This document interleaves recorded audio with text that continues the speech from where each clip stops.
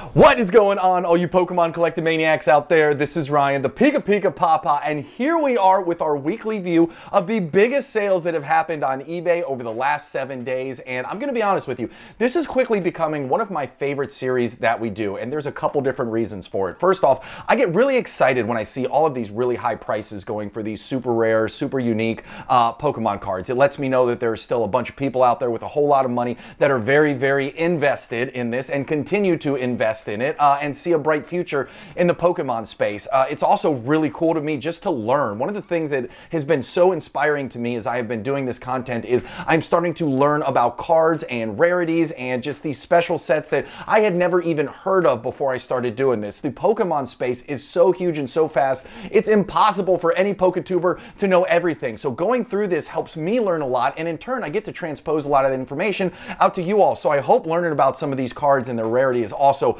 awesome to you. And again, it just makes me feel like the overall hobby is in a really good space. I love it when I see people splashing cash. In this video, we're going to look at some really cool things, and one of the things, like the second slide that we're going to look at, it is the biggest non-first edition base set sealed product that I've seen sold since I've started looking at this information. So you know it's got to be big. I'm super pumped to talk about that. And then there is a complete set of ultra modern cards that went for a silly amount of money, and I can't wait to share with you because I know you all and I know you guys are going to love it. We got a couple gold stars on here. Of course, we have some really rare Japanese promos that go for an absolute mint. And then what I really like is we have seen some cards as of late where one or two of them end up selling for a high price, and then all of a sudden everybody who's got the similar card kind of comes out of the woodwork and lists them for sale to kind of climb on that momentum. So we're going to look at some comparisons. We actually have a very rare, very popular, very awesome Pokemon card from back in the day. We're going to be able to compare CGC, BGS, and PSA gem mint grades and the prices that went with them to each other. So this video is going to be a ton of fun, and I can't wait to jump into it. But as I always say at the beginning, we do fun stuff like this all the time. So if you enjoy it, I would appreciate it if you hit that subscribe button. If you like what you see, give us a thumbs up, and if you have questions or comments, drop them down below. I got a small channel. Those 3 small things help me out, and I really appreciate it. So with that being said, let's look at some of this Pokemon awesomeness because it really is just incredible. Now, 3 weeks in a row, we have seen a card from this incredibly rare set be sold, okay? So what this set is this is the Creatures deck, okay? And it's a specifically around the corporate history. And what they did was they released this, and it was in very, very small quantities. Matter of fact, this only went to the TCG artists and other Pokemon adjacent employees in December of 2021. Now, it came in a wood box and had all kinds of special accessories to it. But I mean, we don't even know how limited it was, but we know that almost none of these are out there in the wild. And as I said, we've seen this once a week. I think somebody had a set, they sent them to CGC to get graded, and they're just kind of slowly trickling them into the market, because last week we saw a Chansey from this set in a CGC 10 gem mint, and it sold for $27,500. And then the week before that, we saw History Gate in a CGC 8 sold for $3,750. Now this week, we get this Mega Mewtwo EX in a CGC 10 Pristine that went for $6,000 as a buy it now. Absolutely incredible. Thinking this is as new as December of 2021, and look at all those prices that this has been going for. I hope whoever has this continues to trickle them into market so we can continue to talk about it, because these are really cool cards, really rare cards. And one of the things I love most about the Japanese space is they have these awesome promos, and we'll see a couple more as we get deeper into this video. Now, this is what I was talking about in the very beginning, and this is a sale of a lifetime. I don't know. It was absolutely crazy to see this. So first, we'll talk about the Neo Destiny sealed box that sold up there. Now, the Neo Destiny box is nothing to shake a fist at. That is obviously an incredibly rare, incredibly old, incredibly valuable box, sold for $16,000. But what was really fascinating to me was an individual sold 2 cases of Team Rocket Unlimited booster boxes. So we're talking 12 total booster boxes, 2 sealed cases, and it sold for $99,000. Now, you can imagine, you can break up those cases, sell the boxes individually, you can put them in a vault, you can do whatever you want with them, because I think the future is bright.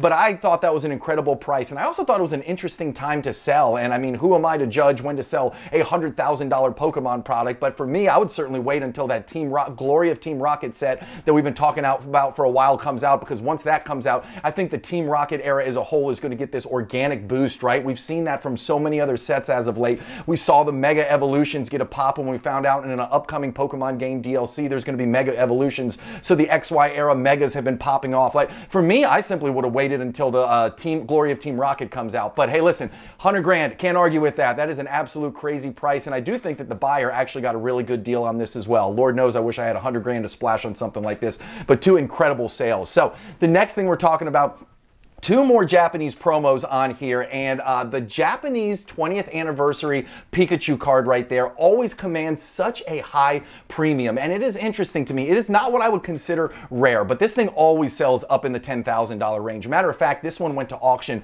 at 15 bids and it sold for $9,100, and that is actually one of the lower sales we have seen recently for this exact card. Now, one of the things that I thought was interesting is there has been 1,204 of those cards sent to PSA for grading, and actually 1,033 of them have ended up in a PSA 10 gem mint holder. So the gem rate, the quality of these cards is absolutely through the roof. Very, very few of the ones that have been sent to grading did not get awarded that PSA 10 gem mint. So if there are more of them in the wild out there that have not been sent to PSA, my gut tells me that there are probably quite a few more PSA 10s that can be sent over to PSA to get graded, because listen, when the gem rate is that high, just the overall feeling in the world is that, listen, most of them are going to be really, really high quality. Now, the other one is this Megazard Poncho Pikachu in a BGS 10 pristine, and this is another one that went to auction.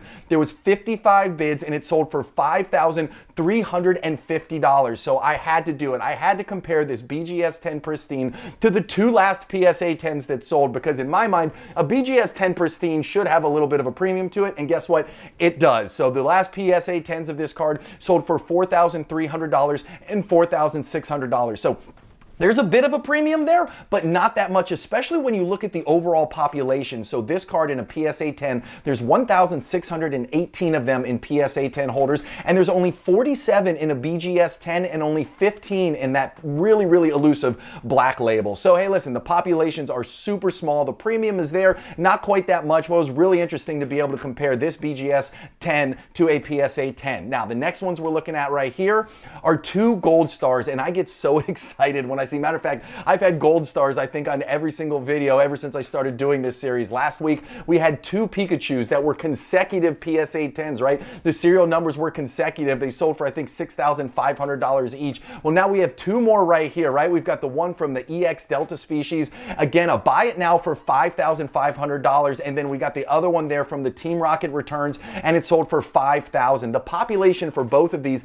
is sub 500, and the total number of these that have been sent in for grading are less than 900 for both of them. So again, incredibly rare cards, and especially hard to find in that PSA 10 gem mint.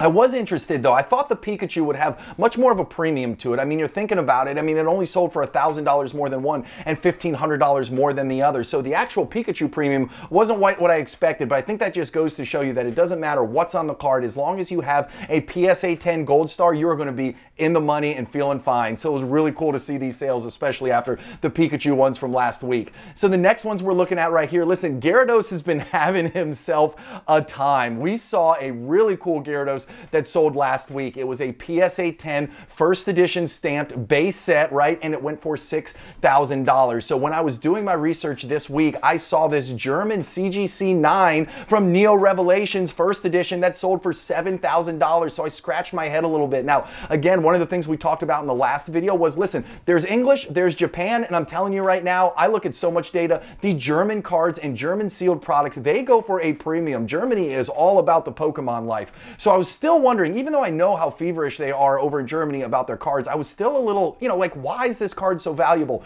Well, when I went to do the PSA populations like I always do, guess what? That card right there, that German Neo Revelations first edition card, only 8 of them have ever been sent to PSA for grading.